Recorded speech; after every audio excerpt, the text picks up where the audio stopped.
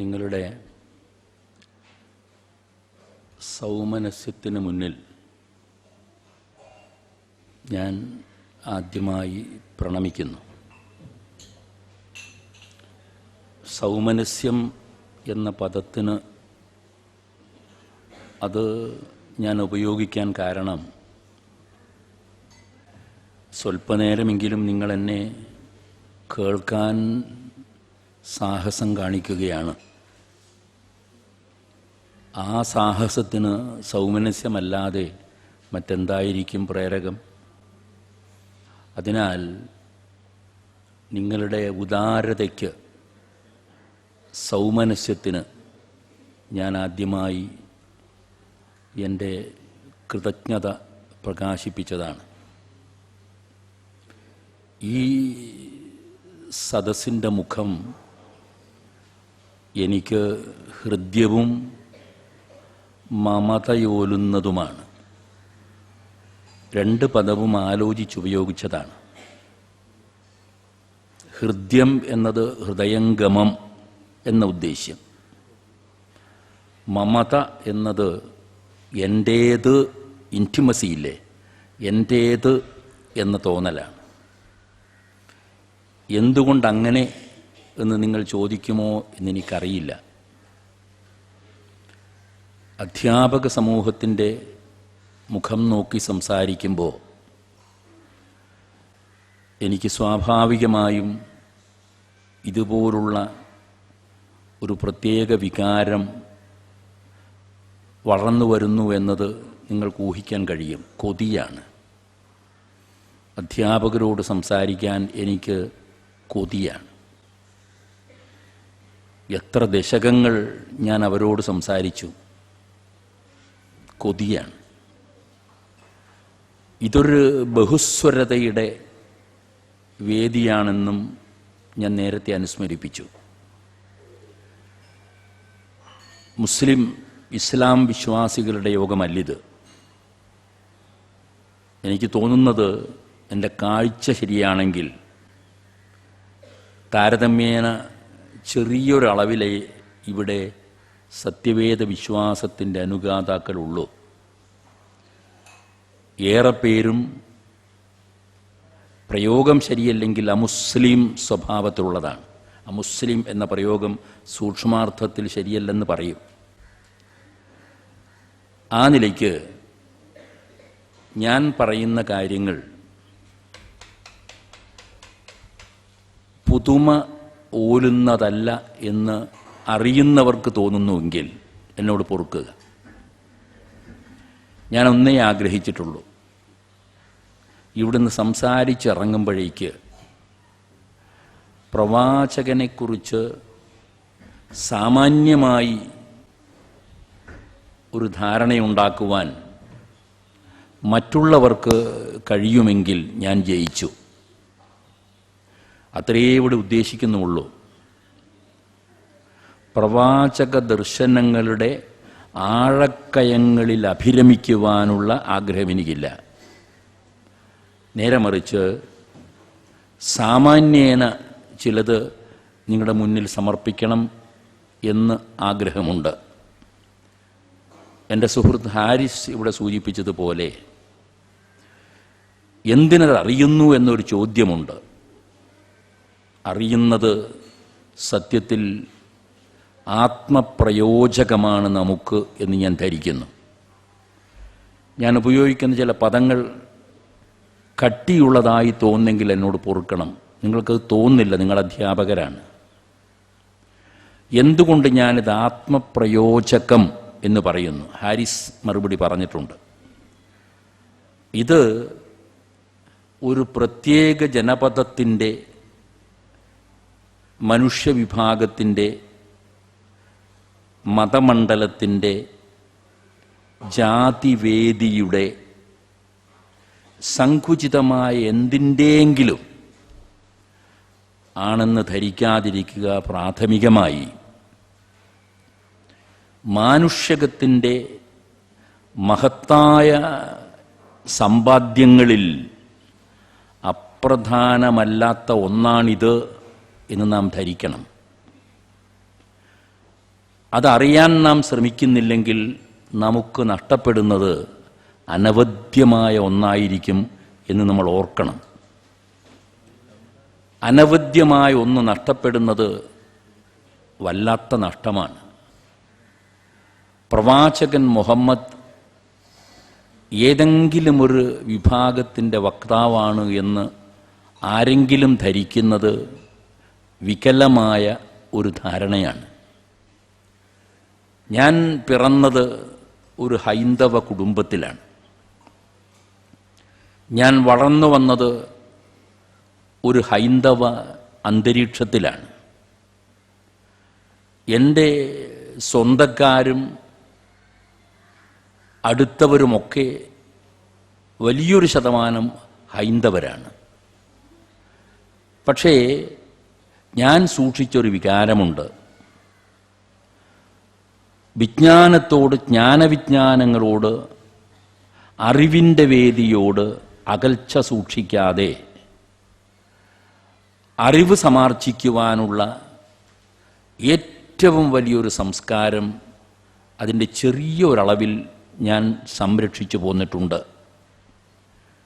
ലോകത്തിലാദ്യമുണ്ടായ കാവ്യഗ്രന്ഥങ്ങളിലൊന്നാണ് ഋഗ്വേദം എന്ന് നിങ്ങൾ കേട്ടിട്ടുണ്ട്.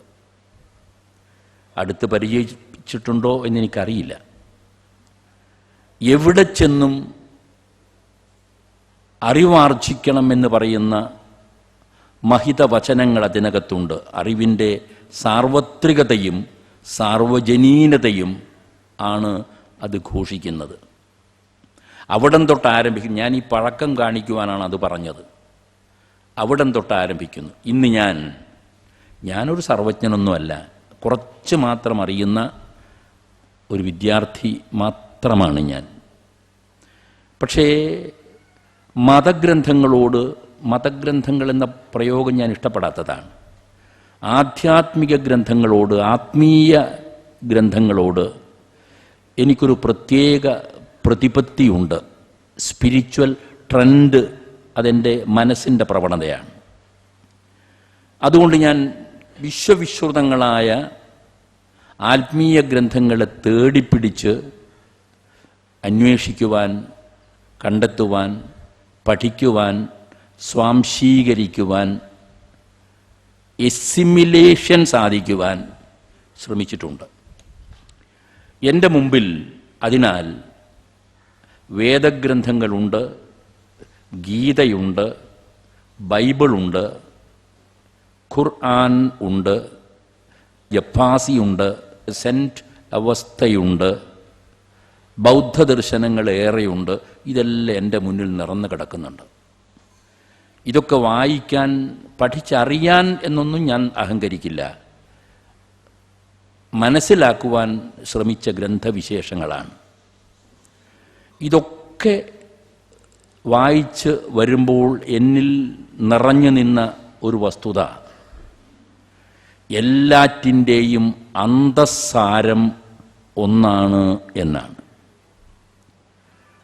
എല്ലാ മതവേദികളും പിറക്കുന്നത് ഒരേ ഒരു സന്ദേശവുമായാണ് എന്നാണ്.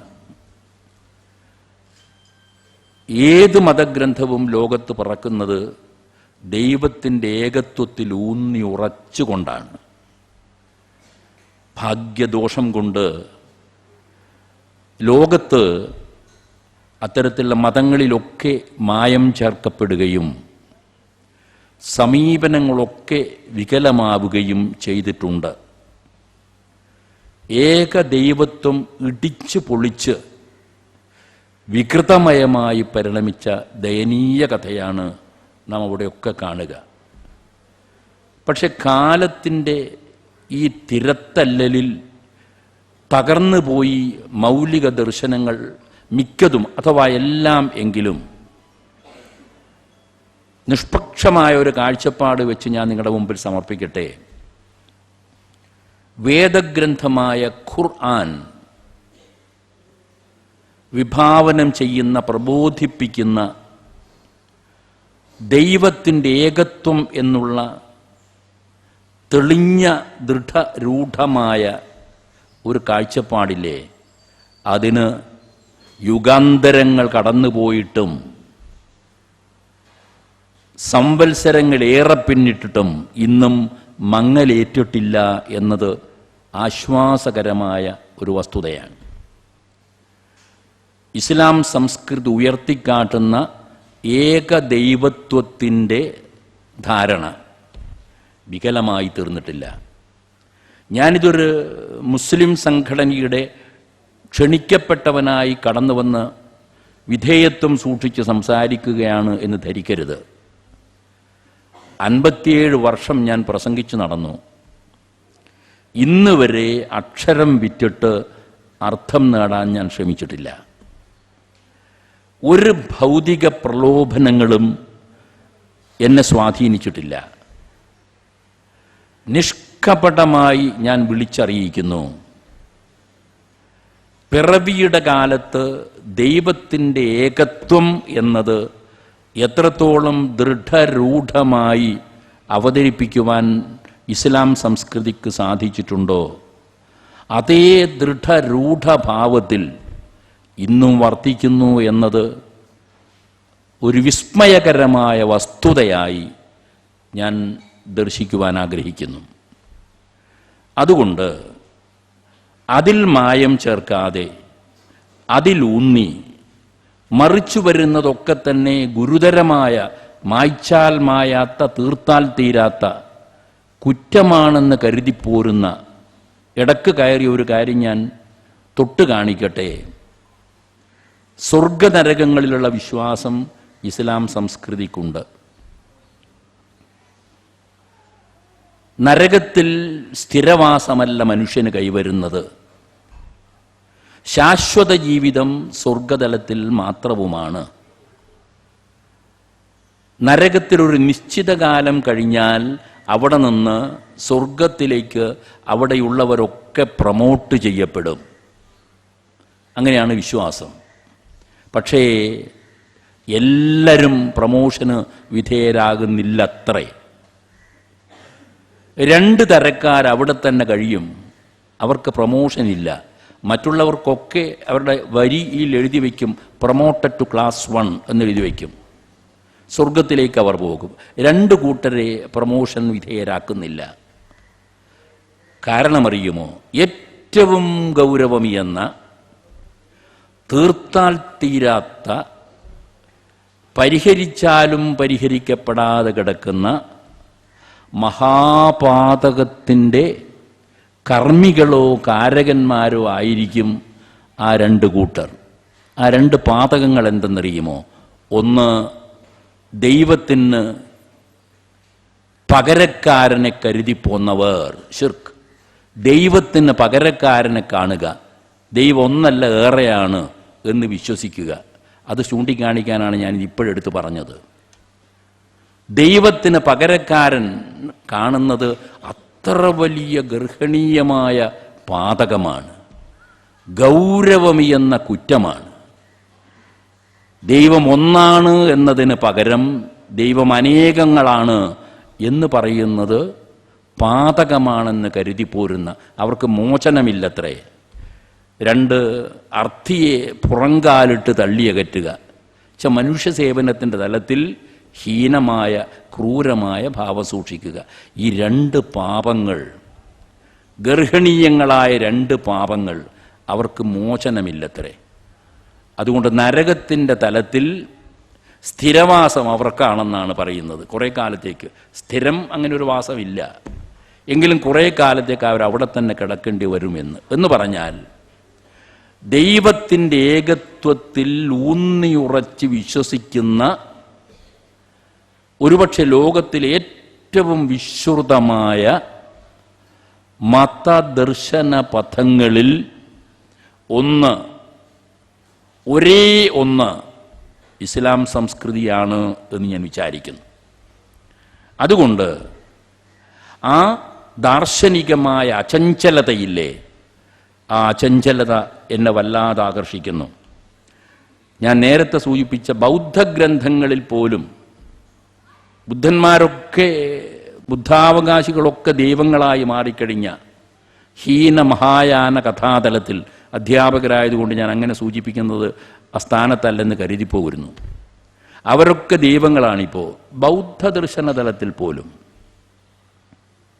ഇതിനെ എതിർത്ത ജൈന പാരസിക വിശ്വാസികളുടെ തലത്തിൽ പോലും ദൈവത്തിന് എണ്ണം വർദ്ധിക്കുന്ന, ദൈവത്തിൻ്റെ എണ്ണം കൂടുന്ന ദുരവസ്ഥ നമുക്ക് ചിന്തിക്കാനൊക്കാത്തതാണ്.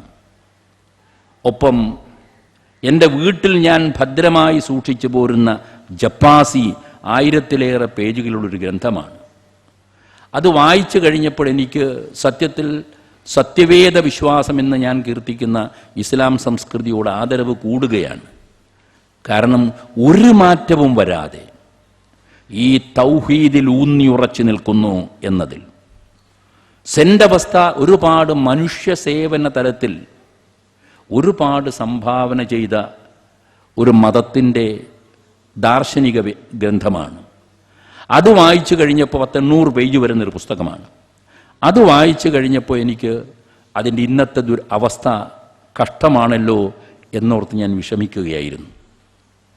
ബൈബിളിൽ പോലും നിങ്ങൾ ആദ്യത്തെ പഴയ നിയമങ്ങളും പുതിയ നിയമങ്ങളുമൊക്കെ ഒരുപക്ഷെ നിങ്ങൾ വായിച്ചിരിക്കും. അതിലാദ്യം പറഞ്ഞത് ദൈവത്തിൻ്റെ ഏകത്വത്തെ പ്രബോധിപ്പിച്ചുകൊണ്ടുള്ളതാണെങ്കിൽ ഇന്നവിടെ 2-3 ദൈവങ്ങൾ കടന്നു വന്നിരിക്കുന്നു.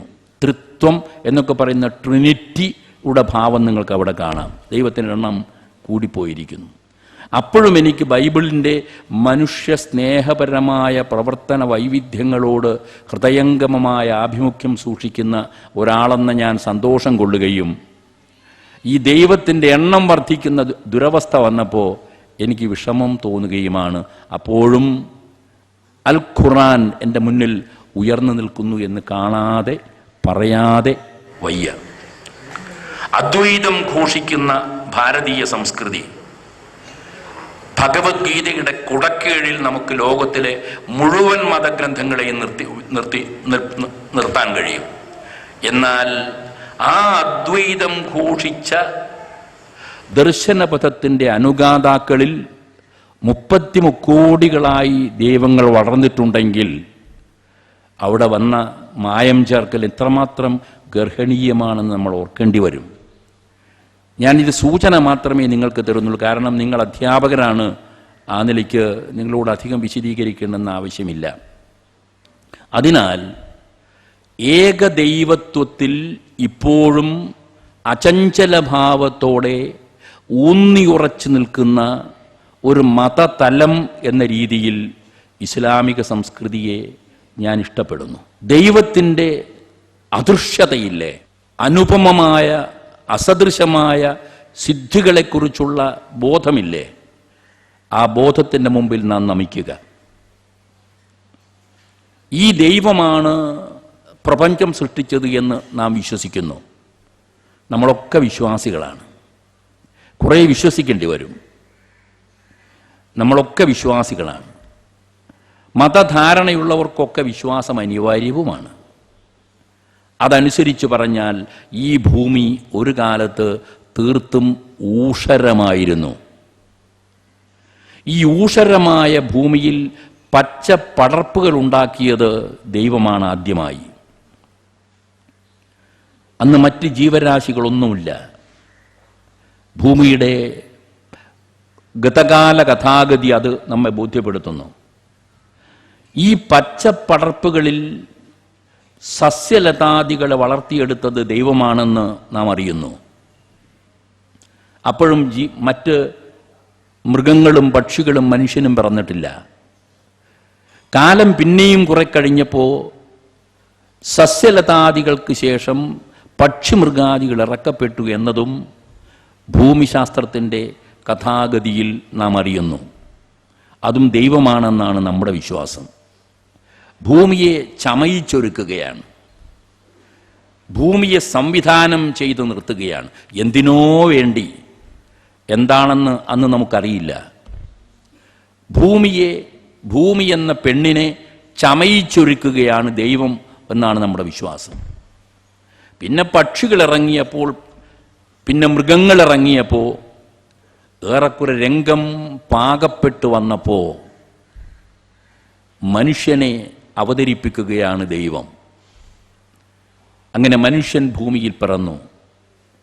ഒരു കാലത്ത് ഊഷരമായിരുന്ന ഭൂമിയിൽ സസ്യലതാദികളും പക്ഷിമൃഗാദികളും പിന്നെ മനുഷ്യനും പിറന്നപ്പോൾ ഭൂമി സംവിധാനം ചെയ്യപ്പെട്ട് കഴിഞ്ഞിരിക്കുന്നു. ആ സംവിധാനം ചെയ്യപ്പെട്ട ഭൂതലത്തിൽ ദൈവം മനുഷ്യനെ വിളിച്ച് ഇങ്ങനെ ഉപദേശിക്കുന്നു: മനുഷ്യ, നിനക്ക് വേണ്ടി ഞാൻ ഈ രീതിയിൽ അവതരിപ്പിക്കുന്നത് കുറച്ചുകൂടി കൗതുകകരമായ രീതിയിൽ ഈ കഥ അവതരിപ്പിക്കാനാണ്. ഞാൻ ഈ ഭൂമി നിർമ്മിച്ചത് നിനക്ക് വേണ്ടിയാണ്. ഭൂമിയിലുള്ള സമസ്തവും നിർമ്മിച്ചത് നിനക്ക് വേണ്ടിയാണ്. എല്ലാ സംവിധാനങ്ങളും നിന്റെ നന്മയ്ക്ക് വേണ്ടിയാണ്. നീ രംഗത്തിറങ്ങുന്നതിന് സഹായകമായ സാഹചര്യങ്ങൾ സൃഷ്ടിക്കുവാൻ വേണ്ടി ഞാൻ ശ്രദ്ധാപൂർവം സോദ്ദേശ്യം ചെയ്തതാണ് ഇതൊക്കെ. നിനക്കിത് പ്രയോജനപ്പെടുത്താം, നിനക്കിത് ഉപയോഗപ്പെടുത്താം. നീ ഉപഭോക്താവാണ്, കൺസ്യൂമർ. വളരെ പ്രചുരമാണ് ആ പദം ഇന്ന്. പക്ഷെ മനുഷ്യനെ കൺസ്യൂമറാക്കിയത് ദൈവമാണ്. നീ ഉപഭോക്താവാണ്. നിനക്കുപയോഗിക്കാനാണ്, മറ്റൊന്നിനു വേണ്ടിയല്ല ഞാനിത് ചെയ്തത്. പിന്നെ ഞാൻ നിന്നെ എന്തിന് അവതരിപ്പിച്ചു എന്നതാണ് ഒരു ചോദ്യം. ഉത്തരമുണ്ട്. ദൈവം സ്വല്പം സ്വാർത്ഥിയാണെന്ന് വിചാരിച്ചോളൂ. പരസ്പരം സഹായിക്കാൻ നിനക്കൊരു ബാധ്യതയുണ്ട്. അത് നിന്റെ ജോലികളിൽ ഒന്നാണ്. മറ്റൊരു ജോലി കൂടിയുണ്ട് നിനക്ക്.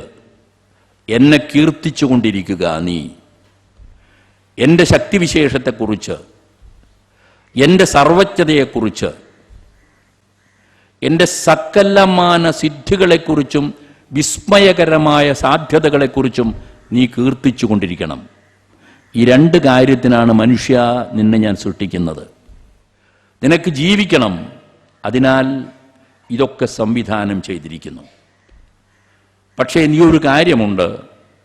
നിനക്കായി സംവിധാനം ചെയ്യപ്പെട്ടു എന്നതുകൊണ്ട് കണ്ടമാനം അനിയന്ത്രിതമായി നീ ഇത് ഉപയോഗപ്പെടുത്തിക്കൂടാ. നീ ഓർക്കേണ്ടത് നീ ഒരു ഏകാകിയാണ് അല്ല എന്നാണ്. മറ്റുള്ളവരുടെ കൂടി നീ ഓർമ്മിക്കേണ്ടതുണ്ട്. എല്ലാവർക്കും ഇത് പ്രയോജനപ്പെടുത്തപ്പെടണം. നിന്റെ ആഗ്രഹത്തിനനുസരിച്ച് അഭിലാഷങ്ങൾക്കൊത്ത് നീ കണ്ടമാനം അനിയന്ത്രിതമായി ഭൂവിഭവങ്ങൾ ഉപയോഗപ്പെടുത്താൻ തുടങ്ങിയാൽ, പെരുമാറാൻ തുടങ്ങിയാൽ, നിന്റെ ഇച്ഛാനുസാരം സ്വാതന്ത്ര്യത്തിനനുസരിച്ച് നീ പെരുമാറാൻ തുടങ്ങിയാൽ അതിൻ്റെ അത്യാഹിതം ഈ ലോകത്ത് അവശേഷിക്കും. നീ വെറിപിടിച്ചവനായി പരിണമിച്ചാൽ, ആസക്തിയുള്ളവനായി തീർന്നാൽ, അനിയന്ത്രിതാഭിലാഷത്തിൻ്റെ വക്താവായി മാറിയാൽ ഈ പ്രപഞ്ചത്തിലുള്ള സകലതും ക്രമം തെറ്റി പരിണമിക്കുമെന്ന കാര്യവും നീ ഓർമ്മിക്കുക. അതുകൊണ്ട് നീ ഒരു ചിട്ട,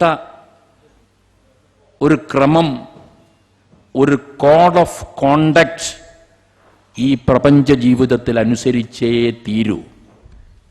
ഒരു കോഡ് ഓഫ് കോണ്ടക്ട് നീ അനുസരിക്കണം, പെരുമാറ്റച്ചട്ടം. ആ ചട്ടം വിലംഘിക്കുമ്പോൾ ഇവിടെ അനർത്ഥങ്ങൾ ഉണ്ടാകും. ഇവിടെ പഞ്ഞമുണ്ടാകുന്നത് പ്രകൃതിയിൽ വിഭവങ്ങളില്ലാഞ്ഞിട്ടല്ല. ഇവിടെ വറുതിയും പട്ടിണിയും അനുഭവപ്പെടുന്നത് ദൈവം പ്രകൃതിയിൽ വിഭവങ്ങൾ സംവിധാനം ചെയ്യാഞ്ഞിട്ടല്ല. നേരെമറിച്ച് നിന്റെ ആർത്തി, നിന്റെ ആസക്തി, നിന്റെ പരിധിരഹിതമായ അഭിലാഷം, അത് വരുമ്പോൾ ഇവിടെ പഞ്ഞവും പട്ടിണിയും വറുതിയും ദാരിദ്ര്യവും ഇല്ലായ്മയും വല്ലായ്മയും എല്ലാം അനുഭവപ്പെടും. അപ്പോൾ ഭൂമിയിൽ പഞ്ഞം പിറക്കുന്നത്, ദാരിദ്ര്യം അനുഭവപ്പെടുന്നത്, ഇല്ലായ്മ അനുഭവപ്പെടുന്നത് നിന്റെ മനോദോഷം കൊണ്ടാണ്, ദൈവത്തിൻ്റെ കുറവല്ല. ഇവിടെ യുദ്ധമുണ്ടാവുന്നത് നിന്റെ മാനസികമായ വികല സമീപനങ്ങളെ കൊണ്ടാണ്. ശീതസമരങ്ങൾ ഉണ്ടാകുന്നത് നിന്റെ കാഴ്ചപ്പാടിൻ്റെ വൈകല്യം കൊണ്ടാണ്. അതിനാൽ ഈ ഭൂമിയിൽ അസമാധാനമുണ്ടാവുന്നത്, അക്രമങ്ങൾ ഉണ്ടാവുന്നത്, ക്രമവിരുദ്ധമായ ഗതിവിഗതികൾ സംഭവിക്കുന്നത് എല്ലാം നിന്റെ വികലത കൊണ്ടാണ്. നിനക്ക് ഞാൻ ഒരു കാര്യം കൂടി തന്നിരിക്കുന്നു. ദൈവം പറയുന്നു, മറ്റൊരു ജീവരാശിക്കും കൊടുത്തിട്ടില്ലാത്ത ഒരു സൗഭാഗ്യം ഞാൻ നിനക്ക് തന്നിട്ടുണ്ട്. പക്ഷെ നീ അത് മറക്കുന്നു. ആ സൗഭാഗ്യം ശരിയും തെറ്റും തിരിച്ചറിയാനുള്ള, ധർമാധർമ്മ വിവേചനത്തിനുള്ള, ന്യായാന്യായ വിബോധനത്തിനുള്ള,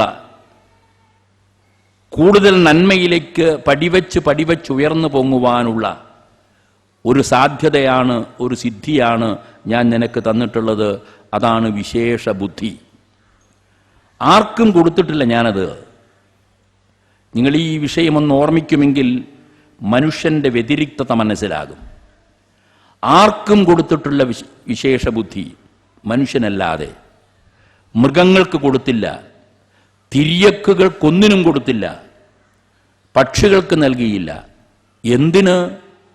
ആകാശചാരികളായ മാലാഖമാർക്ക് പോലും വിശേഷ ബുദ്ധി കൊടുത്തിട്ടില്ല. അവരെക്കാളും പ്രിയതരം എന്ന് കരുതിയിട്ടാണ് മനുഷ്യ നിനക്ക് ഞാൻ വിശേഷ ബുദ്ധി തന്നത്. നിനക്ക് വിശേഷ ബുദ്ധി തന്നതുകൊണ്ട് കഥാഗതിയിലെ വിശ്വാസം ഇങ്ങനെയാണ്. തന്നതുകൊണ്ട് മുഖം ചുളിച്ചവരാണ് മാലാഖമാർ. അങ്ങ് ദൈവത്തോടവർ കുശും പറയിക്കുന്നു. അങ്ങ് മനുഷ്യരോട് ഈ പ്രത്യേക പ്രതിപത്തി കാണിക്കുന്നത് കഷ്ടതരമാണ്. അതിൻ്റെ വൈകൃതം വൈകാതെ അങ്ങക്ക് കാണാം, മനസ്സിലാക്കാം. തമ്മിൽ തല്ലാനും തമ്മിലടിക്കാനും തമ്മിൽ വഞ്ചിക്കാനും സഹജമായ പ്രകൃതം കാണിക്കാൻ പോകുന്ന മനുഷ്യനെ നീ നാളെ കാണാൻ പോവുകയാണ്. ഇതൊക്കെ ഗുണദോഷിച്ചിരുന്നു പണ്ട് മാലാഖമാർ ദൈവത്തോട്. മാലാഖയ്ക്ക് പോലും നൽകാത്ത വിശേഷ ബുദ്ധി. വിശേഷ ബുദ്ധി മസ്തിഷ്കത്തിൻ്റെ ഇന്ധനമാണ്. വിശേഷ ബുദ്ധി ഇല്ലായിരുന്നെങ്കിൽ മനുഷ്യൻ നാലുകാലിൽ ഊന്നി നിൽക്കുന്ന മൃഗത്തിന് തുല്യനായിരിക്കും. ആഹാരം രണ്ടിനും വേണം, ഉറക്ക് രണ്ടിനും വേണം, ഭയം എന്ന വികാരം രണ്ടിനുമുണ്ട്, ലൈംഗികമായ വീഴ്ചക്കുള്ള വാസന ഇരുവർക്കുമുണ്ട്. ഇത്രയുമായാൽ മൃഗവും മനുഷ്യനും തുല്യരല്ലേ? ഒരൊറ്റ കാര്യത്തിൽ മാത്രമാണ് മനുഷ്യൻ വ്യത്യസ്തനായി നിൽക്കുന്നത്. വിവേകം പ്രജനിക്കുന്ന വിശേഷ ബുദ്ധി, അതാണ് ഇവൻ്റെ സമ്പത്ത്, ഇതിൻ്റെ സ്വത്ത്. ആഹാര നിദ്ര ഭയം മൈഥുനാനി സാമാന്യമേതൽ പശുഭി സമാന എന്നൊരു ചൊല്ലുണ്ട്. ഈ വിഷയങ്ങളിലൊക്കെ മനുഷ്യനും മൃഗവും തുല്യമാണ്. നമ്മുടെ മനുഷ്യനും മൃഗവും തുല്യരാണോ? ഒരു വ്യത്യാസം കൊണ്ട് നമ്മൾ വ്യത്യസ്തരാകുന്നു. ശരിയും തെറ്റും കണ്ടുപിടിച്ച് ശരിയുടെ തലത്തിലൂന്നി കൂടുതൽ ശരിയുടെ തലത്തിലേക്ക് ഉയരുവാൻ മനുഷ്യനെ കഴിയൂ. പൂർണ്ണാപൂർണതകൾ കണ്ടെത്തി പൂർണ്ണതയിൽ ചവിട്ടി നിന്ന് കൂടുതൽ സമ്പൂർണതയിലേക്ക്, പെർഫെക്ഷനിലേക്ക് ഉയർന്നു പോകുവാൻ മനുഷ്യനെ കഴിയൂ. പ്രാകൃതവും അനാഗരികവും ആയ ആന്ധ്യമുറഞ്ഞു നിൽക്കുന്ന സാമൂഹ്യ പ്രതലത്തിൽ നിന്ന് പതുക്കെ ഉയർന്ന് പ്രകാശമയമായ ദൈവസന്നിധിയിലേക്ക് നടന്നു പൊങ്ങുവാൻ മനുഷ്യന് കഴിയുന്നു. എന്തുകൊണ്ട്? ഒന്നുകൊണ്ട് മാത്രം, അവൻ്റെ കയ്യിൽ വിശേഷ ബുദ്ധിയുണ്ട്. വിശേഷ ബുദ്ധി എന്ന് പറഞ്ഞാൽ അത് ഇന്ധനമാണ്. ആ ഇന്ധനം പ്രയോഗിക്കാൻ മനുഷ്യൻ തയ്യാറാവണം. അത് ഉപയോഗപ്പെടുത്തി നീ മുന്നോട്ട് പോകണം, മറക്കാതിരിക്കുക. ഇത് ദൈവം അവനെ അറിയിച്ചു. വിലക്കപ്പെട്ടതിൻ്റെ നേർക്ക് കൊതിയോടെ നോക്കാൻ കൂടി നീ ഒരുങ്ങരുത് എന്ന് പറഞ്ഞു. ഞാൻ വിശദീകരിക്കുന്നില്ല, സൂചന മാത്രം. ദൈവം തിരിച്ചു നടന്നു. മനുഷ്യൻ സ്വല്പം ആലോചിക്കാൻ തുടങ്ങി. എന്തിന് വിലക്കി എന്നുകൂടി അവൻ ചിന്തിക്കാൻ തുടങ്ങി. എന്തേ ഏറെ അനുഭവിച്ചാൽ എന്നവൻ അഹങ്കാരം കൊണ്ടോ? അങ്ങനെയാണ് വിലക്കപ്പെട്ട വൃക്ഷത്തിൻ്റെ സമീപത്തേക്ക് ആദ്യത്തെ മനുഷ്യൻ പോകുന്നത് എന്ന് നിങ്ങൾ ഓർമ്മിക്കുമല്ലോ.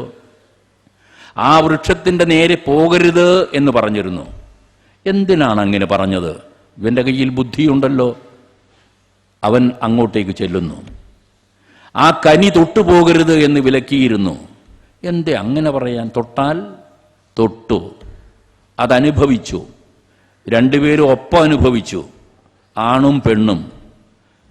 പ്രേരണകൾ എന്തോ ഉണ്ടാവട്ടെ, എനിക്കും ചില ന്യായവാദങ്ങളൊക്കെ ഉണ്ട്. അതൊന്നും ഞാൻ ഇപ്പോഴും നിങ്ങളുടെ മുന്നിൽ കെട്ടഴിക്കുന്നില്ല. അവിടെ കടന്നു വരുന്ന ലൂസിഫറസിൻ്റെ കഥ തൊട്ട് എൻ്റെ മനസ്സിലുണ്ട്. പക്ഷെ അതൊന്നും ഞാൻ നിങ്ങളുടെ മുന്നിൽ ഇപ്പോൾ അഴിക്കുന്നില്ല. നിങ്ങൾക്കും ഉണ്ടാവും. നിങ്ങൾക്ക് അധ്യാപകരാണ്, ചിന്താശീലമുള്ളവരാണ്. ഞാൻ അത്തരം കാര്യങ്ങളൊന്നും പറയുന്നില്ല. പക്ഷെ ഒരു പ്രകൃതം മാത്രം സൂചിപ്പിക്കട്ടെ. അതിതാണ്, വിലക്കപ്പെട്ടതിനെ സമീപിച്ച് എന്താ എന്തിനാ എന്ന് ചോദിക്കാനുള്ള മനസ്സവൻ പ്രകടിപ്പിച്ചു. നിയമം ലംഘിക്കാനുള്ള ശീലവും അവൻ പ്രകടിപ്പിച്ചു. അതിൻ്റെ ഫലം അവൻ അനുഭവിക്കേണ്ടിയും വന്നു. സ്വർഗത്തിൽ നിന്ന് ഭൂമിയിലേക്ക് എടുത്തെറിയപ്പെടുക എന്ന് പറഞ്ഞാൽ സകല സൗഭാഗ്യങ്ങളുടെയും അധിത്യകയിൽ നിന്ന് സകല ശൂന്യതകളുടെയും അധസ്ഥിതാവസ്ഥയിലേക്ക് എടുത്തെറിയപ്പെടുക. ഗംഗാനദിയെ ഞാൻ പണ്ടൊരിക്കൽ ഒരിടത്ത് വെച്ച് കണ്ടു. ഗംഗാനദിയോട് എന്തേ കരഞ്ഞ് കരഞ്ഞ് ഇങ്ങനെ ഒഴുകിപ്പോകുന്നത് നിലയ്ക്കാതെ എന്ന് ഞാൻ ചോദിച്ചു. ഒരു കവിതയാണ് എന്ന് ഞാൻ ചോദിച്ചു. അപ്പോൾ ഗംഗാനദി എന്നോട് പറഞ്ഞു, സർ, എൻ്റെ ദുരവസ്ഥ ലോകത്താർക്കെങ്കിലും ഇതുവരെ വന്നുപെട്ടിട്ടുണ്ടോ? ഇക്കാലം അത്രയും സ്വർഗത്തിൽ രാജഭാവത്തിൽ ഞാനവിടെ പ്രവഹിക്കുകയായിരുന്നു, ഒഴുകുകയായിരുന്നു സ്വർഗത്തിൽ. ഇപ്പം ഞാനിതാ മണ്ണിൽ ഭൂമിയിൽ വന്നു വീണിരിക്കുന്നു. സ്വർഗത്തിൽ നിന്ന് ഭൂമിയിലേക്കുള്ള അധപ്പതനം. ഉള്ളൂർ കവി പാടിയതുപോലെ, നിർണയം നിന്നെപ്പോൽ പാരിൽ അധോഗതി വിണ്ണവർ ഗംഗക്കും ഉണ്ടായില്ല എന്ന് ഗംഗയുടെ ദുരവസ്ഥയെ ഓർത്തുകൊണ്ട് ഉള്ളൂർ പാടിയിരുന്നു. ഞാനിവിടെ ആദ്യത്തെ മനുഷ്യൻ ആദമിൻ്റെ ദുരവസ്ഥയെ ഓർത്തിട്ട് ഇങ്ങനെ വിലപിക്കുകയാണ്. സ്വർഗത്തിൽ സുഖമായി ജീവിച്ചു പോന്നവൻ ഇതാ മനുഷ്യൻ മണ്ണിലേക്ക് ഇറക്കപ്പെട്ടിരിക്കുന്നു. നിയമം ലംഘിച്ചു എന്നതാണ് ഇതിൻ്റെ കാരണം. ദൈവാനുശാസനത്തെ വിലംഘിച്ചു എന്നതാണ് ഇതിൻ്റെ പ്രേരകം. ഇത് മനുഷ്യൻ സ്വയം ചെയ്തു വെച്ച ഒരു വൃത്തിവിശേഷമാണ് എന്നുകൂടി നിങ്ങൾ അനുസ്മരിപ്പിക്കുക. അപ്പോൾ ദൈവത്തിനൊന്ന് ബോധ്യമായി, മനുഷ്യൻ പിഴക്കും. എന്തുകൊണ്ട്? മനുഷ്യൻ നിർമ്മിക്കപ്പെട്ടത് ദേവഭാവങ്ങൾ മാത്രം പ്രയോജനപ്പെടുത്തിയിട്ടല്ല.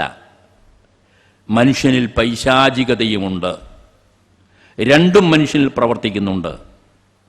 ദേവഭാവന പ്രവൃദ്ധമായി പ്രവർത്തിക്കുന്നതിനനുസന്ധാനമായി മനുഷ്യനിൽ പൈശാചികമായ വികാരങ്ങളും പ്രവർത്തിക്കും. ചിലപ്പോൾ വലിയ ടഗോവാർ നടക്കും, കമ്പവലി നടക്കും. എന്നിട്ട് ജയിക്കുന്നതാരോ അതിൻ്റെ പ്രകൃതം അവൻ കാണിക്കും. ഇങ്ങനൊരു പ്രകൃതമുണ്ട്. അപ്പോൾ നല്ലത് ഓതിക്കൊടുത്തതൊന്നും മനുഷ്യനിൽ എക്കാലത്തേക്കും ജീവിക്കില്ല തീരുമാനിച്ചു. അപ്പം മനുഷ്യൻ കലഹം ആരംഭിക്കും എന്ന് ദൈവം കണ്ടു. നന്മയുടെ അസ്തമനം അതോടുകൂടി കൈവരും എന്നും ദൈവം മനസ്സിലാക്കി. മനുഷ്യൻ പിഴക്കുമ്പോൾ അവനെ വഴി കാണിക്കാൻ അപ്പോൾ എന്തെങ്കിലും ഒരു സംവിധാനം ഉണ്ടാക്കണം എന്ന് ദൈവം തീരുമാനിക്കുന്നു. ദൈവത്തിന് ബോധ്യപ്പെട്ടതുകൊണ്ട് ദൈവം അത്തരം ഏറ്റവും വികലമായ കാലതലത്തിൽ വഴി കാണിക്കാൻ ഓരോരുത്തരെ അയക്കാൻ തുടങ്ങി. അവരെയാണ് നമ്മൾ പ്രവാചകന്മാരെന്ന് വിളിക്കുക. വഴി കാണിക്കാൻ അയക്കപ്പെട്ടവർ തൻ്റെ അനുശാസനങ്ങൾ കയ്യേറ്റ് ഭൂമിയിൽ മനുഷ്യർക്കിടയിൽ എത്തിക്കപ്പെടുന്നതിനു വേണ്ടി പ്രവാചകന്മാരെ അയക്കുന്നു. പല പ്രവാചകന്മാരും അങ്ങനെ വന്നിട്ടുണ്ട്. ഒരു കാരണം കൂടിയുണ്ട്. അത് ഈ മനുഷ്യനോട് ദൈവത്തിനുള്ള പ്രിയാതിരേകം കൊണ്ടുകൂടിയാണ്. ചെറിയ അളവിലൊന്നുമല്ല മനുഷ്യനെ ദൈവം ഇഷ്ടപ്പെടുന്നത്. ദൈവം മനുഷ്യന് കൊടുത്ത നിർവചനം നിങ്ങൾ അറിയുമോ? ഒരുപടി ദാർശനികന്മാർ മനുഷ്യന് നിർവചനം കൊടുത്തിട്ടുണ്ട്. ഒരു 5-10 നിർവചനങ്ങൾ എനിക്കറിയാം. ഞാൻ അതൊന്നും നിങ്ങളുടെ മുമ്പിൽ അവതരിപ്പിക്കുന്നില്ല. മനുഷ്യൻ എത്ര സുന്ദരമായ പദം എന്ന് മാക്സിം ഗോർക്കി പറഞ്ഞത് അദ്ദേഹത്തിൻ്റെ ഒരു നോവലിൽ വായിച്ച് സന്തോഷം കൊള്ളുകയും അരിശം പൂഴുകയും ചെയ്തവനാണ് ഞാൻ. എന്തുകൊണ്ട്? മനുഷ്യനെ നോക്കിയിട്ടാണ് എത്ര സുന്ദരമായ പദം എന്ന് പറഞ്ഞത്. മനുഷ്യനെ നോക്കിയിട്ട് ശപിക്കപ്പെട്ട ജീവി എന്ന് 100 കവികൾ പാടിയ വരികൾ എനിക്കറിയാം. ആ മനുഷ്യനെ നോക്കിയിട്ടാണ് എത്ര സുന്ദരമായ പദം എന്ന് പറഞ്ഞത്. ഞാൻ ശേഖരിച്ചു വെക്കാൻ തുടങ്ങിയിരുന്നു ഈ ദാർശനികന്മാരുടെ മനുഷ്യന് കൊടുത്ത നിർവചനങ്ങൾ. എത്ര സുന്ദരമായ പദങ്ങളുണ്ടെന്നറിയോ മനുഷ്യൻ്റെ നിർവചനം അറിയിച്ചുകൊണ്ട്. ഞാൻ അതൊന്നും സ്പർശിക്കാതെ ഒരു കാര്യം മാത്രം പറയാം. എൻ്റെ മനസ്സിനെ ആവേശമണിയിച്ച, അർത്ഥപൂർണമെന്ന് ഞാൻ സ്വയം വിശേഷിപ്പിക്കുന്ന ഏറ്റവും മനോഹരമായ നിർവചനം നൽകിയത് വേദഗ്രന്ഥമാണ് എന്നെനിക്ക് തോന്നിയിട്ടുണ്ട്. ഞാൻ വിദ്യാഭ്യാസ സംബന്ധിയായ വിദ്യാവിഷയകമായ ഒരുപക്ഷെ 1000കണക്കിന് ഗ്രന്ഥങ്ങൾ വായിച്ചിട്ടുണ്ട്. നിരവധി നിർവചനങ്ങൾ ഞാൻ തേടിയിട്ടുണ്ട്. പക്ഷെ പ്രവാചകൻ മുഹമ്മദിനോളം വിദ്യ എന്ന പ്രതിഭാസത്തിന് പോരുന്ന നിർവചനം നൽകിയ മറ്റൊരാളെ ഞാൻ കണ്ടിട്ടില്ല. അത് ഒരു വിദ്യാഭ്യാസ സമ്മേളനത്തിൽ പറയാം.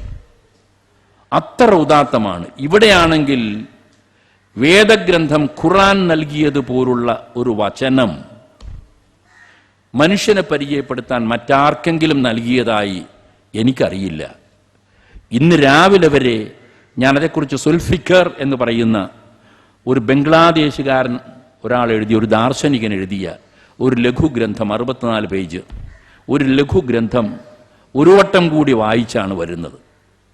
അതിൽ അദ്ദേഹം ഖുറാനിലെ പദം ഉദ്ധരിക്കുന്നു. അദ്ദേഹം പറഞ്ഞത്, ഭൂമിയിൽ മനുഷ്യൻ ദൈവത്തിൻ്റെ പ്രതിപുരുഷനാണ്. എൻ്റെ മനസ്സിൽ ഇപ്പോഴും കുളിരുകോരി പെയ്യുന്ന ഒരനുഭവമാണത്. അത് വായിച്ച് തീർന്നപ്പോൾ ദൈവത്തിൻ്റെ പ്രതിപുരുഷൻ, ഖലീഫ, ഭൂമിയിൽ ദൈവത്തിൻ്റെ പ്രതീകമാണ്, പ്രതിപുരുഷനാണ്, സിംബളാണ് സത്യത്തിൽ മനുഷ്യനെന്നാണ് വേദഗ്രന്ഥം സൂചിപ്പിക്കുന്നത്. അതിനർത്ഥത്തെക്കുറിച്ച് നിങ്ങൾ ഓർമ്മിച്ചിട്ടുണ്ടോ? ദൈവത്തിൻ്റെ പ്രതിപുരുഷൻ, അതിൻ്റെ ഒരു മിനിയേച്ചർ, അതിൻ്റെ ഒരു ലഘുരൂപം ആണത്രേ മനുഷ്യൻ. മനുഷ്യന് ഓടി രക്ഷപ്പെടാനൊക്കില്ല ഈ വചനത്തിൽ നിന്ന്. അതുകൊണ്ട് ഞാൻ പറഞ്ഞു വരുന്നത്, അർത്ഥപൂർണമായ ഈ നിർവചനത്തെ കൊണ്ട് മനുഷ്യനെ തൻ്റെ കർമ്മതലത്തെ പ്രബോധിപ്പിക്കുകയും തൻ്റെ ഉത്തരവാദിത്വത്തിൻ്റെ ഗർഹണീയത ബോധ്യപ്പെടുത്തുകയും ചെയ്യുന്ന ഒന്നാണ് വേദഗ്രന്ഥത്തിലെ ചില വരിഷ്ഠ പ്രയോഗങ്ങൾ എന്ന് സൂചിപ്പിക്കാൻ ഞാൻ ആഗ്രഹിക്കുന്നു. പ്രവാചകന്മാരെന്തിനു വരുന്നു എന്ന് ചോദിച്ചാൽ ഒരു കവിഭാഷയിൽ പറയട്ടെ. ഈ പ്രപഞ്ച ജീവിതത്തിനൊരു താളമുണ്ട്, ഒരു ഋഥം. ഈ പ്രപഞ്ച ജീവിതത്തിന് ഒരു ഋഥമുണ്ട്, ഒരു താളമുണ്ട്. ആ താളത്തിന് ഭംഗമേൽക്കുമ്പോൾ അതിലെ വീണയിലെ നാദതന്ത്രികൾ വികലമായി പരിണമിക്കുമ്പോൾ ആ നാദതന്ത്രികളെ, പൊട്ടിനുറുങ്ങിയ നാദതന്ത്രികളെ കെട്ടിമുറുക്കിയിട്ട് സ്വരശുദ്ധി വരുത്താൻ വേണ്ടി ഒരാൾ വന്നേ തീരൂ. ഈ ലോകത്തിൻ്റെ ചിട്ടയും ക്രമവും തെറ്റുന്നുണ്ട് എങ്കിൽ അത് ചൂണ്ടിക്കാട്ടി ജീവിതത്തിൻ്റെ സ്വരശുദ്ധി സാക്ഷാത്കരിക്കാൻ അതറിയുന്ന ഒരാൾ വന്നേ തീരൂ. ഒരു വിശ്വസ്തനായ ഒരാൾ, അത് മനുഷ്യനാവുകയും വേണം. കാരണം മനുഷ്യൻ്റെ സമൂഹത്തിലേക്കാണ് അവനെ അയക്കുന്നത്. ആ സമൂഹത്തിൽ പറഞ്ഞാൽ മനസ്സിലാവുന്ന ഭാഷയുടെ ഉടമ തന്നെ വേണം താനും. അങ്ങനെ പ്രവാചകന്മാർ കടന്നു വരുന്നു.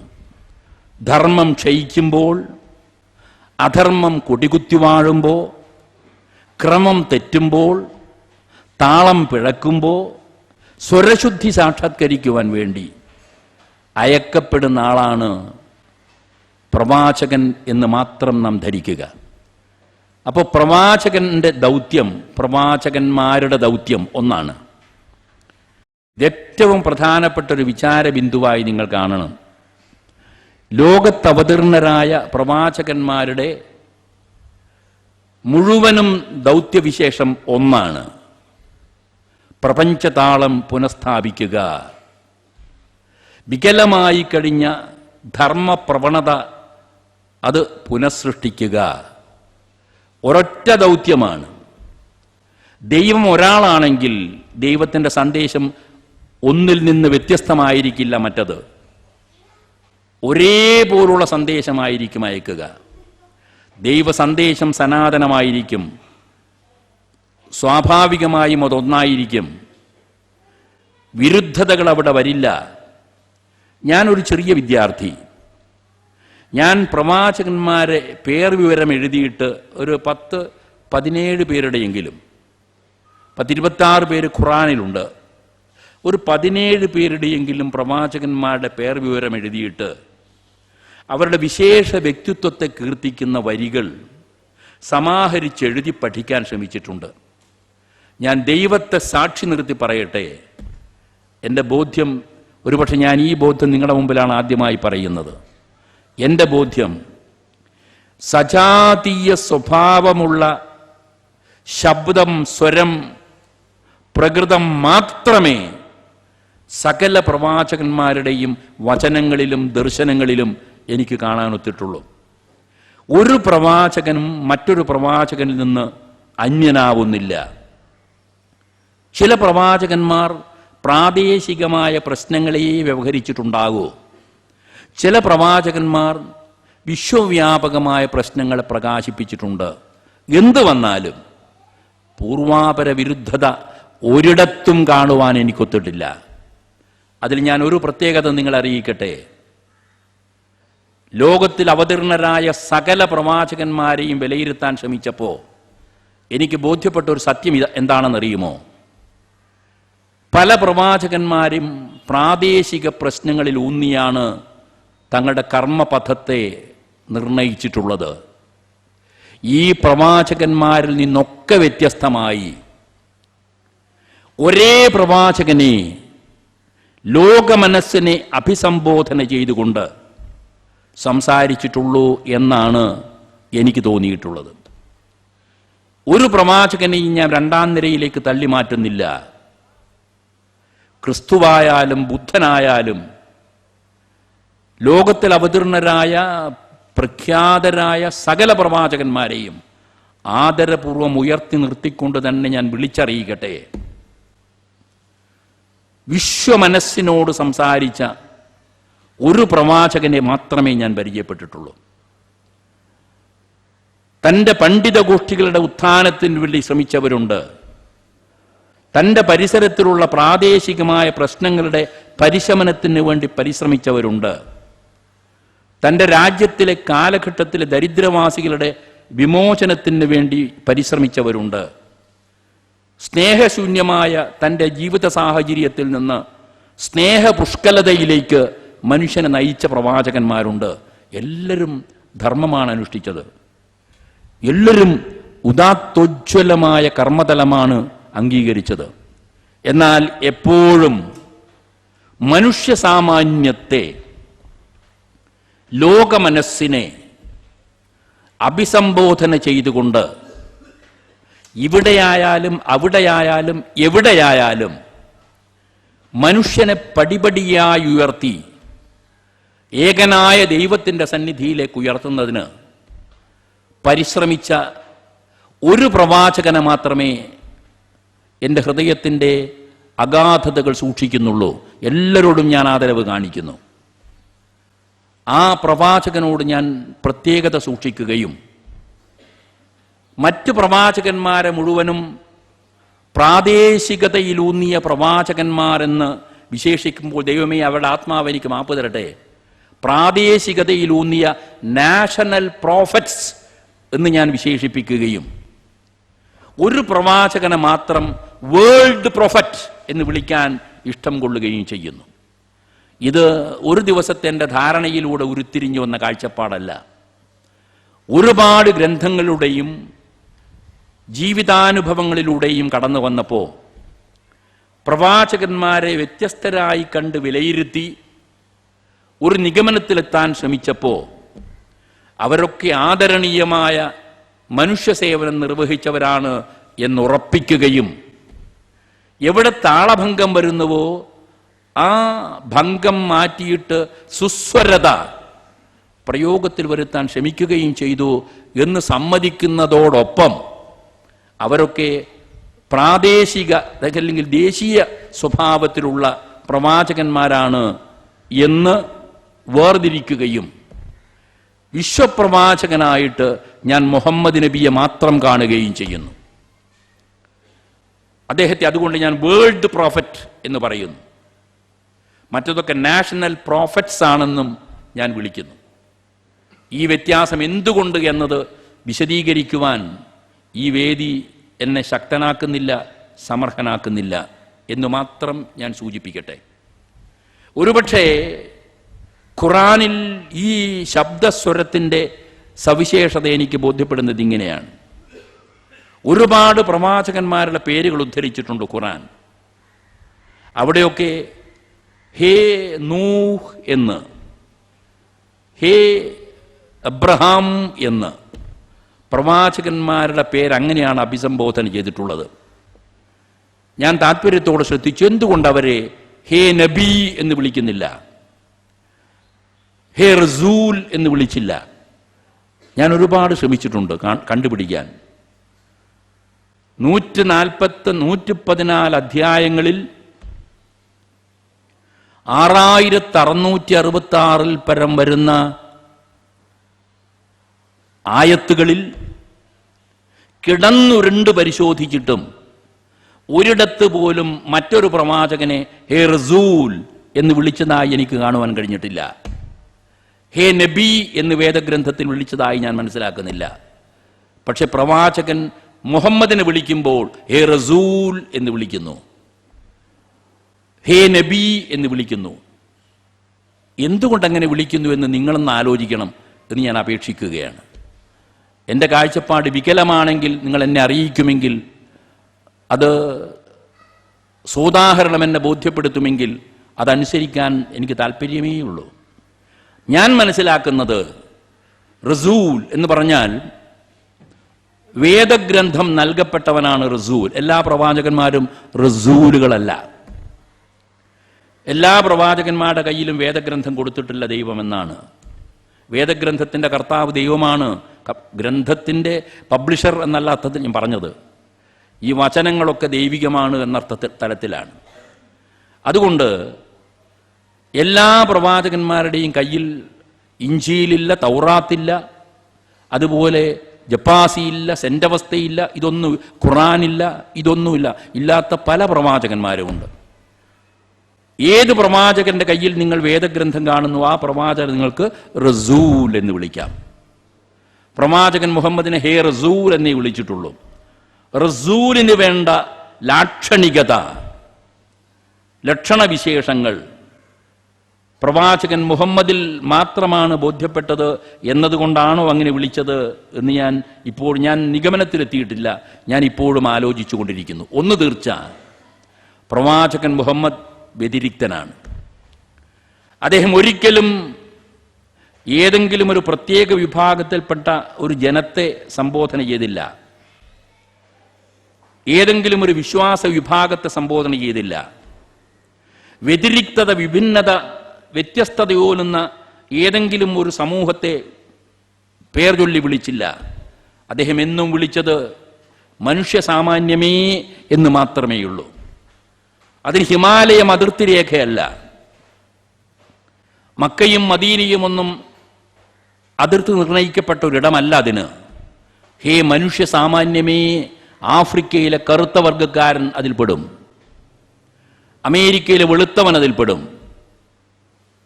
നമ്മുടെ നാട്ടിലെ പട്ടികജാതിക്കാരൻ അതിൽപ്പെടും,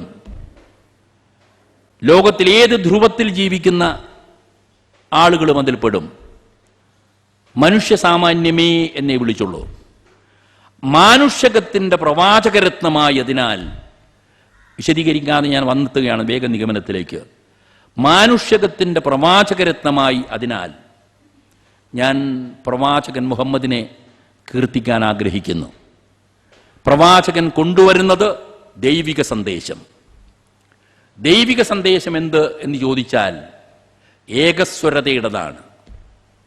വൈവിധ്യമൂലുന്ന പ്രപഞ്ചതലത്തിൽ സൃഷ്ടിക്കപ്പെട്ടിരിക്കുന്ന വീക്ഷണത്തിൽ, വിശ്വാസത്തിൽ, ആചാരാനുഷ്ഠാനത്തിൽ, ജീവിതക്രമങ്ങളിൽ എല്ലാം വിവിധത്വം സൂക്ഷിക്കുന്ന മനുഷ്യനെ ഒന്നിപ്പിച്ച് ഏകയോഗക്ഷേമത്തിൻ്റെ പ്രതലത്തിലേക്ക് നയിക്കുവാൻ പ്രേരിപ്പിക്കുന്ന ഒന്നാണ് അത് എന്ന് ഞാൻ വിശദീകരിക്കുവാൻ ആഗ്രഹിക്കുന്നു. അതുകൊണ്ട് മനുഷ്യ സാമാന്യത്തെ, അവനെവിടെ നിൽക്കുന്നവനായാലും മനുഷ്യ സാമാന്യത്തെ വിളിച്ചുകൊണ്ട് സംബോധന ചെയ്തുകൊണ്ട് അവൻ്റെ വികാസവൃദ്ധികൾക്കായി പ്രവർത്തിക്കുന്നു എന്നതാണ്. അതിനവലംബം സ്നേഹമാണ്, കരുണയാണ് പ്രവാചകൻ്റേത്. വിദ്വേഷം അല്ല, അസഹിഷ്ണുതയല്ല. ഈ കാലഘട്ടത്തിൽ പ്രത്യേകം ഓർക്കേണ്ടുന്നൊരു വസ്തുത, ഇസ്ലാം സംസ്കൃതിയുടെ അനുഗാതാവെന്ന് വിളിച്ചറിയക്കപ്പെടുന്ന പ്രവാചകന്റെ സമീപനം സ്നേഹാത്മകവും കാരുണ്യാത്മകവുമാണ്. ഇവിടെ മനുഷ്യൻ എന്ന് പറയുന്നത് ദൈവത്തിൻ്റെ പ്രതിപുരുഷനാണ് എന്ന് സൂചിപ്പിക്കപ്പെട്ടിട്ടുണ്ടെങ്കിൽ ഏറ്റവും വലിയ ലക്ഷണം, മനുഷ്യൻ്റെ ലക്ഷണം, ദൈവത്തിൻ്റെ ലക്ഷണമെന്തോ അതിൻ്റെ പ്രതിഫലനമായിരിക്കണം. ദൈവം കരുണാമയനാണ് എന്ന് ഖുറാനിൽ ഒരിടത്തൊന്നുമല്ല, പലയിടത്തും സൂചിപ്പിച്ചിട്ടുണ്ട്. കാരുണ്യത്തിൻ്റെ തിരുദൂതർ പ്രവാചകൻ എന്ന് വരുന്നുണ്ട്. കാരുണ്യമാണപ്പോൾ സ്ഥായിയായ ഭാവം, സ്നേഹമാണപ്പോൾ സ്ഥായിയായ ഭാവം.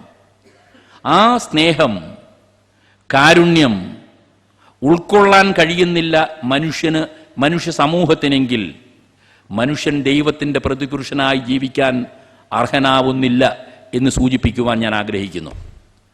മനുഷ്യന് വേണ്ടുന്ന ഏറ്റവും വലിയ സൗഭാഗ്യം കാരുണ്യമാണ്, സ്നേഹമാണ്. അത് രൂപാന്തരമുണ്ടെന്ന് മാത്രമേ ഉള്ളൂ, എല്ലാം ഒന്നാണ്. സ്നേഹമാണ്, കാരുണ്യമാണ്. ഇവിടെ ഞാൻ വിളിച്ചറിയാൻ ആഗ്രഹിക്കുന്നത്, ഒരു ചെറുപ്പക്കാരൻ അമേരിക്കയിൽ ചെന്ന് പ്രസംഗിച്ചു പണ്ട്, ചിക്കാഗോവിൽ 893. ആ ചെറുപ്പക്കാരൻ്റെ പേര് വിവേകാനന്ദൻ. ഇവിടെ അദ്ദേഹത്തിൻ്റെ പേര് പ്രസക്തമാവുന്ന എന്തുകൊണ്ടാണെന്നറിയോ? അതാദ്യം സൂചിപ്പിച്ചിട്ട് അങ്ങോട്ട് നീങ്ങാം. ദൈവം രണ്ടല്ല, ഏകമേവ അദ്വിതീയം ബ്രഹ്മം എന്ന് പറയുന്ന നാടാണ് ഇന്ത്യ. ആ ഇന്ത്യയിൽ നിന്നാണ് ഈ ചെറുപ്പക്കാരൻ അവിടേക്ക് ചെല്ലുന്നത്. ഈ ചെറുപ്പക്കാരൻ മുഹമ്മദ് നബിയെ വിലയിരുത്തി പഠിച്ചു. എന്നിട്ട് മുഹമ്മദ് നബിയെക്കുറിച്ച് അദ്ദേഹം പറഞ്ഞ വാക്കുകൾ കേട്ടിട്ടുണ്ടോ നിങ്ങൾ? സത്യത്തിൽ വിസ്മയം തോന്നും. ഇങ്ങനെ പറയോ എന്ന് വിസ്മയം തോന്നും. അദ്വൈതം എന്ന ദർശനത്തിന് പ്രയോഗരൂപം നൽകിയ ലോകത്തിലെ ആദ്യത്തെ ആൾ, ദാർശനികൻ, പ്രവാചകൻ മുഹമ്മദാണെന്ന് പറഞ്ഞത് വിവേകാനന്ദനാണ്.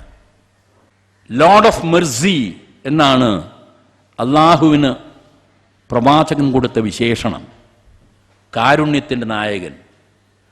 അവിടെ സ്നേഹരാഹിത്യത്തിൻ്റെയും ഭീകരതയുടെയും ക്രൗര്യത്തിൻ്റെയും ദർശനത്തിന് ജനനം കൊള്ളാൻ കഴിയില്ല. കാരുണ്യത്തിൻ്റെ പ്രചാരകൻ. അത് മനുഷ്യൻ്റെ ദുഃഖം മാത്രമല്ല, സകല ജീവരാശികളുടെയും ദുഃഖത്തിൽ അനുതപിക്കുവാനുള്ള ദൈവിക ഹൃദയം സൂക്ഷിച്ചൊരു മഹാമനുഷ്യനായിരുന്നു, മനസ്സായിരുന്നു പ്രവാചകനെന്ന് നിങ്ങൾ ഓർമ്മിക്കുക. ഞാൻ ആ കഥകളൊന്നും പറയുകയല്ല.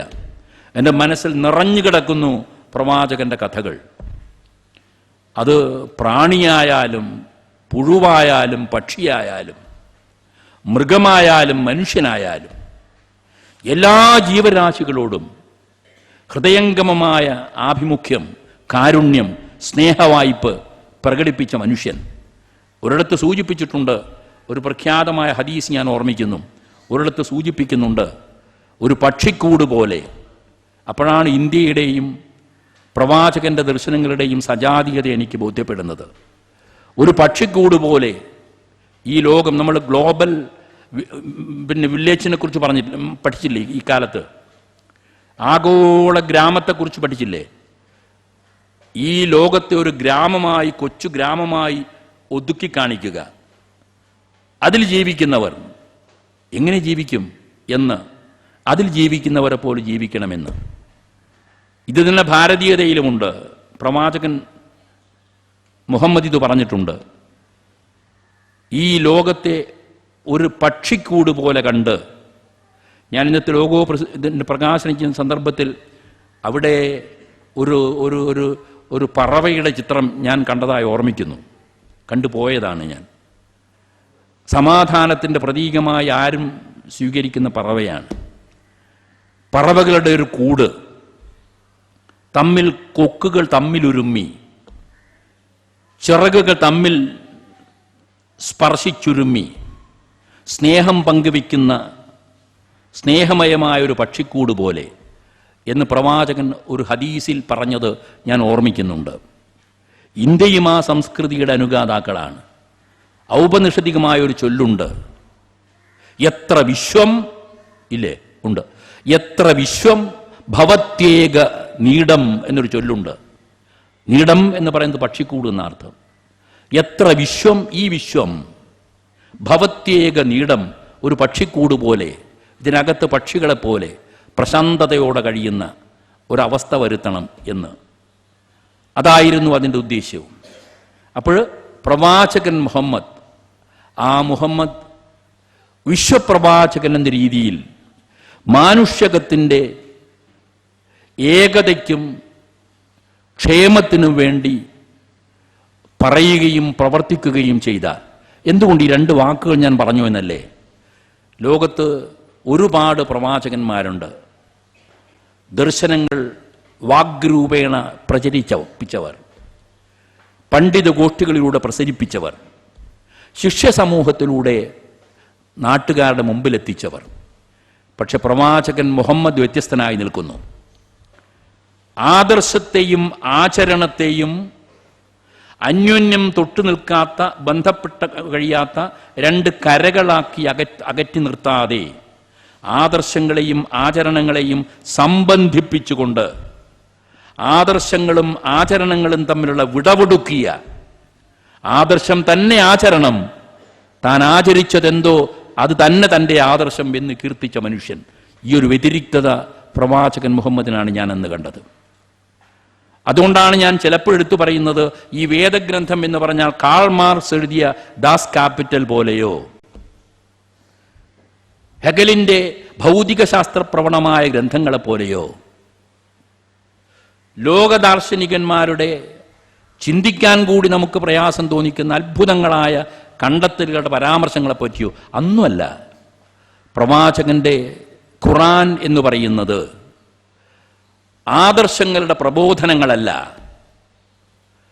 ദർശനങ്ങളുടെ പ്രചാരണ മാധ്യമമല്ല, മറിച്ച് 23 വർഷ, ഒറ്റ വാക്യത്തിൽ ഞാൻ അത് പരിചയപ്പെടുത്തട്ടെ, 23 വർഷക്കാലത്തെ ആ അറബ് നാട്ടിലെ പ്രയോഗങ്ങളുടെ കഥ പറയുന്ന ഒരു ചരിത്ര സ്മരണികയാണ് ഖുർആൻ എന്നാണ് എൻ്റെ പക്ഷം. നടത്താൻ കഴിയാത്തതൊന്നും അതിൽ പറഞ്ഞിട്ടില്ല. 23 കൊല്ലക്കാലം കൊണ്ട് പ്രയോഗത്തിൽ വരുത്തിയ മഹാസംഭവങ്ങളുടെ അനുസ്മരണമാണ് ഖുർആനിലുള്ളത്.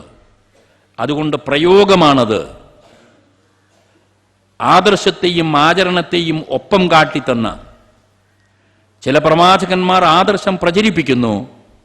പ്രവാചകൻ മുഹമ്മദ് ആദർശാചരണങ്ങളെ സമന്വയിപ്പിച്ച് ജനങ്ങളെ ബോധ്യപ്പെടുത്തുന്നു.